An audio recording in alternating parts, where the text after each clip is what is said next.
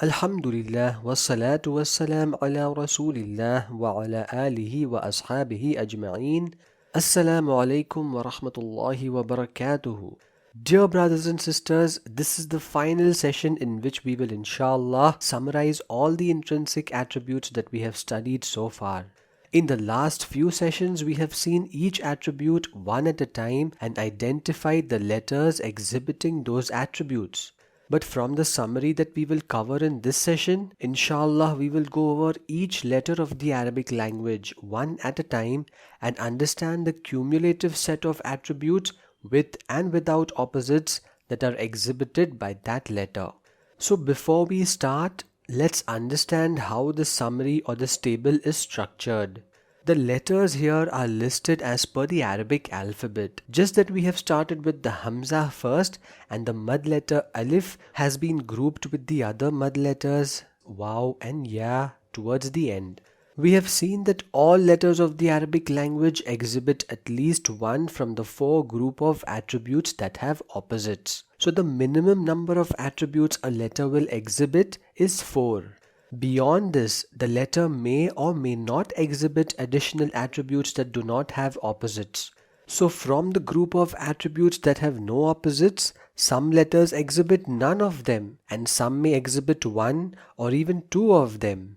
But there is no letter in the Arabic language that exhibits more than two attributes without opposites, and this is something we shall soon see inshallah.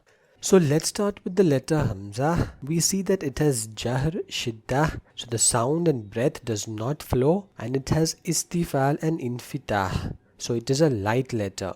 A, U, I, A, U, I.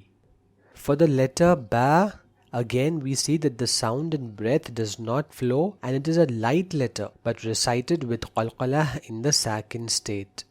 Ab, Ub, Ib, Ba, Bu, Bi. Ta is one of the two letters that has shiddah and hams. So the sound does not flow but it is characterized with hams or release of breath. Also it is a light letter. At, Ut, It, Ta, Tu, Ti. As for the Tha, it has both hums and rakhawah, so breath and sound flow easily and it is a light letter. As, Us, Is, Tha, Thu, Thi. The attributes of Jim are very similar to the attributes of Ba. So we see that the sound and breath does not flow and it is a light letter but recited with qalqalah in the sakin state. Aj, Uj, Ij, Ja, Ju, Ji. The letter Ha is characterized by hums and rakhawah, so the sound and breath both flow easily. Ah, Ih, Ha, Hu, Hi. Now the letter Kha is the first letter that we see as having the characteristic of isti'la and it is recited with tafkhim or heaviness. Also the sound and breath continues to flow easily. Akh, Ukh, Ich, Kha, Khu, Khi. When we come to the letter Dal, we see that the attributes are very similar to the letters Ba and Jim. The sound and breath does not flow and it is a light letter recited with qalqalah in the sakin state. Ad, Ud, Id, Da, Du, Di. The letter Dal has Jahr and Rakhawah, so even though the breath does not flow, the sound continues to flow easily while it is always recited with Tarqiq. Az, Uz, Iz, Tha, Thu, Thi. Now the letter Ra has Jahr, so the breath does not flow, but it is a letter of Bainiyah. So there is a flow of sound, but not as much compared to the letters of Rakhawa. Also, we have seen it has two attributes from the group of non-opposites. The inhiraf or deviation of sound as it leaves the mouth and takrir or slight vibration of the tongue. Note that it is considered to be a letter of istifal and hence recited with tarqiq. But we have studied in great detail all the exceptional scenarios in which the letter ra will be recited with tafkhim or heaviness. Ar, ur, ir, ra, ru, ri. Note that the letter ra is the only letter in the Arabic language that exhibits 6 attributes. All the other letters exhibit either 4 or 5 attributes at max. Now since the letter za is a letter of jahr, rakhawa and istifal, the breath does not flow while the sound flows easily and it is recited with tarqiq. It also has safir, which is an increased sharpness due to the narrowness of makhraj. Az, uz, iz, za, zu, zi. The letter sin is very similar to the letter za in its attributes, except that it has hums instead of jahr. So the sound and breath continue to flow easily. As, us, is, sa, su, si. In the same way, sheen has these 4 attributes common to the letter sin, but it has tafashi or spreading of the sound instead of safir. Ash, ush, ish, sha, shu, she. For the next 4 letters, the most striking attribute is that they all have itbaq and hence they automatically have isti'la. So the tongue not only concaves but the sound is further entrapped between the tongue and the roof of the mouth, causing increased tafkhim or heaviness for these letters. Starting with the letter Sad, it has hams, rakhawa and safir. As, us, is, sa, su, si. As for the letter Dad, it has jahr, rakhawa and istitala. And we have already studied in detail the difference between rakhawa and istitala of Dad. Ad, ud, id, da, du, di. Now the letter Ta has jahr and shiddah. Also it is characterized by qalqalah in the sakin state. At, ut, it, ta, tu, ti. As for dha, it has jahr and rakhawa, so the sound flows easily but the breath does not flow. Ad, ud, id, dha, du, di. Ain is a letter of jahr and bainiya, so even though the breath is blocked, there is a slight flowing of the sound. The sound is not completely blocked. Ar, ur, ir, a, ru, ri. Now the letter ghain has jahr and rakhawa, so the breath is blocked but the sound flows, and since it has isti'la, it is recited with tafkhim.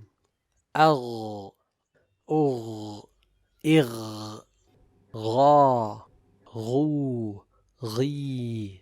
The lip letter fa is characterized by hums and rakhawa, so the breath and sound flow easily. Also, since it is a letter of istifal and infitah, it will always be recited light or with tarqiq. Af, uf, if, fa, fu, fi.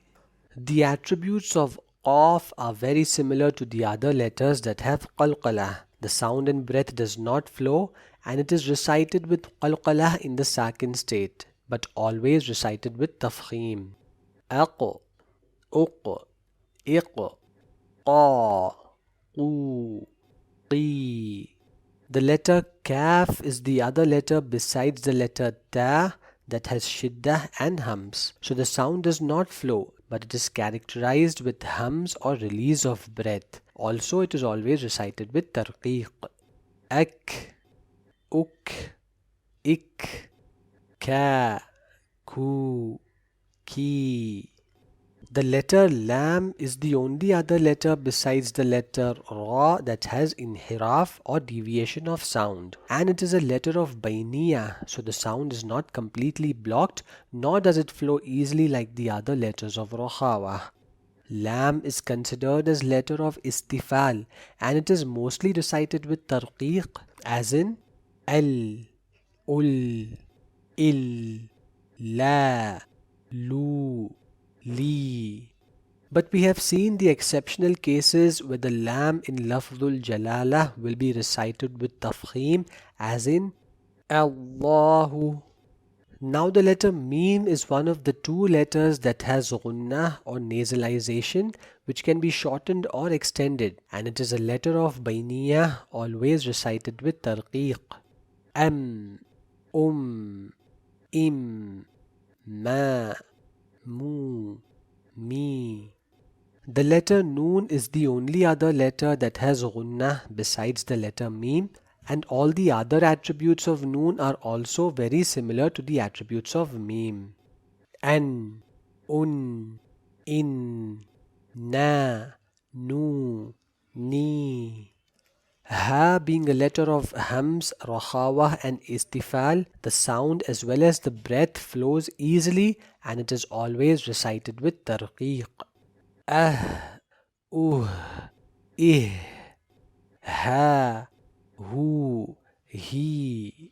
Finally, the letters of mad, we see that all three are characterized by very similar attributes: jahr, rahawa and istifal. So there is no flowing of breath, but the sound flows easily, and they are all recited with tarqiq. Wa, wu, we, ya, you, ye. As for waw and ya, they are characterized with the attribute of leen when having sukoon and preceded by a fatha. Also for alif med, we have seen that it is mostly recited with tarqiq, but when we studied the exceptional scenarios of tafkhim, we saw how it is recited with tafkhim when preceded by a heavy letter, as in khalidina. Alhamdulillah, this brings us to the end of our discussion on sifat or attributes of the Arabic letters.